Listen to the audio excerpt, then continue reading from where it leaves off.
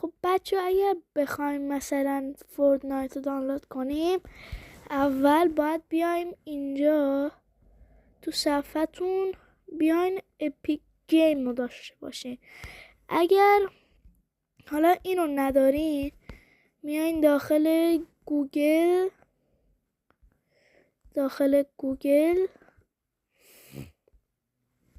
میرین داخلش. خب حالا سرچ میکنین اپیک گیمز. حالا همین گزینه اول اینو میزنیم روش. حالا که زدیم روش بعد صبر کنیم تا بیاره. حالا من نصبش کردم، شما باید نصبش کنین از اینجا.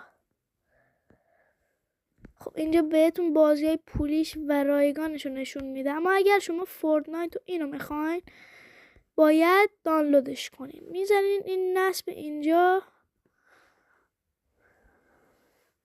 حالا میرسه به اینجا.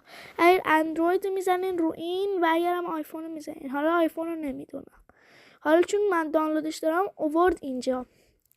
حالا اینجا شما نصبش میکنین، میاد رو گوشیتون، میاد هر جایی که میدونین. اینم عکسش هست این. حالا میرین داخلش ثبت نام میکنین.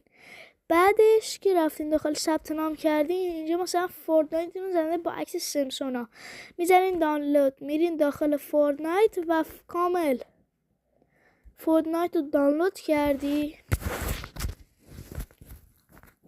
و تمام.